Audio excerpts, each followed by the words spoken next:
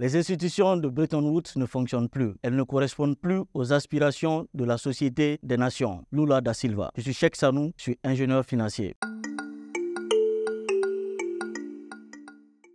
La dédollarisation de l'économie mondiale est un fait. Elle l'est pas parce que cette phrase est de Lula da Silva, membre fondateur des BRICS. Elle l'est parce que cette phrase a été dite en France lors du sommet pour un nouveau pacte financier mondial. Cette même France qui a participé aux côtés des alliés à Bretton Woods pour décider de la nouvelle marche du monde d'après Deuxième Guerre mondiale. De ces rencontres bretton-woodiennes, le monde a hérité de la dollarisation de l'économie, avec comme garant les États-Unis. Désormais, détenir 35 $, c'était détenir 28 grammes d'or. Nous sommes dans les 30 glorieuses, période faste d'industrialisation et de reconstruction. Tout va bien, ou presque, jusqu'à ce que Israël se fasse attaquer par les pays arabes. C'est la guerre du Kippour. Géopolitique, géostratégie, Israël protégé des États-Unis reçoit des armes de ce dernier. La réponse des pays arabes ne va pas se faire attendre. Principaux membres fondateurs de l'OPEP, ils se réunissent et décident de l'augmentation du coût du pétrole à plus de 70%, mais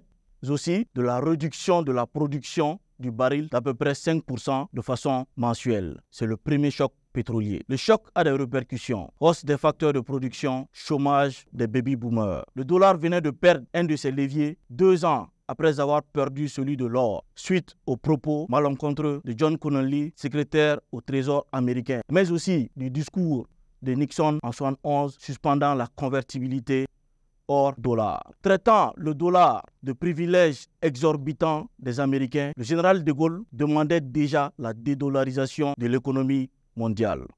Si Lula da Silva le dit en France, il est en terre connue. La dollarisation de l'économie n'allait pas se faire, n'eût été la puissance de feu des États-Unis. En effet, lors des rencontres de Bretton Woods, les Anglais, avec à leur tête John Maynard Keynes, proposaient déjà le Bancor. La dollarisation de l'économie mondiale est une erreur. Il faut la corriger. C'est pourquoi la dédollarisation de l'économie est pour bientôt. Elle est pour demain. Parce que la Russie, malgré les sanctions, arrive à vendre ses ressources avec le rouble. Elle est pour demain parce que la France, 4e réserve d'or mondiale, semble être prête à aller vers un nouveau pacte financier mondial. Elle est pour demain parce que les BRICS autorisent dorénavant leurs membres d'échanger en monnaie locale. Elle est pour demain parce que le Bitcoin n'a pas d'autorité et est universel. Merci, à bientôt.